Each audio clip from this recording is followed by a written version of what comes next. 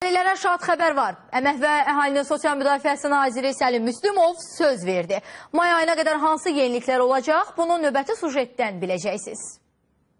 Kızım, möhkəm ol. Yaxşı, möhkəm ol. Hər şey yaxşı olacaq Allah qoysun.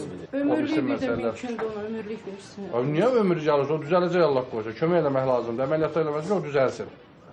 Niyə ömürlük əldə Allah razı olsun. Kömək eləmək lazımdır. İndi bütün köməkləri eləyəcək.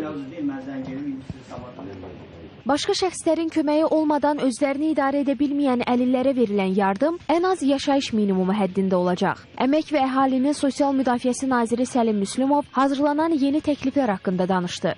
Ən azından ehtiyac meyarının üzərində olan bir rəqəm olmalıdır və yaxşı olar ki, yaşayış minimumu qədər olsun. Yəqin ki, bunun üzərində biz işləyəcəyik. Hadi söylədim. Hadi. Durun siz özünüz. Sumqayıtda şəhər sakinləri, habelə daha 3 rayonun, Qubadlı, Abşeron, Xızının sakinlərini qəbul edən nazir onların üzləşdiyi problemlərlə maraqlandığı müraciətlərini dinlədi. Bütün köməyi eləyir hamısı. Narahat olun. Sizin başımızın üstündə gözləməliyik. Nə danışırsınız? Sağ ol. Artıq özün sürəcək, özün, qızım, özün sürəcək. Yaxşı. Ağlama. Yaxşı, ağlama. Dizlərinin topuqlardan əməliyyat olmalı. Dizlərin, ayaqların yerə qoya bilmir, yoxsa necə? Qoya bilir. Bel özü möhkəm durur. Möhkəm durur. Saday, doktor, gəlin bir baxın, görün. Nərmanov nə köməkli? Əlilləri bərpa mərkəzində. Getmişsiniz bizim o şəhər Bakı. Bütün kağızlarım var ki, əməliyyat olunmalıdır. Axır böyükdür, bu reabilitasiya lazımdır, amma körpə deyir ki, tək reabilitasiya ilə bu yerisin. Əməliyyat verin sənədlərin hamısını doktora, verin. Anasının qucağında gəzirdi. Bu günləri araba oldu. Allah qoysa sağ-salamat yerisin, arabaya möhtac olmaz. Nazir bildirdi ki, vətəndaşların əlil arabası ilə təmin olunması üçün 301 min manat vəsait ayrılıb ki, bununla da 750 araba veriləcək. Əlillərin əlləri, qolları işləsin. Bunlar buna hərəkətə gəlsin. Ona görə Alman istehsalı olan əlil arabalar gətirəcək bu yaxınlarda və onun birində sizin oğlunuza verəcəyik. Narahat olun. Problemi elə yerindəcə həll edilən insanlar arasında işlə təmin edilənlər də vardı. İşləyən əmək qabiliyyəti bir özüdür.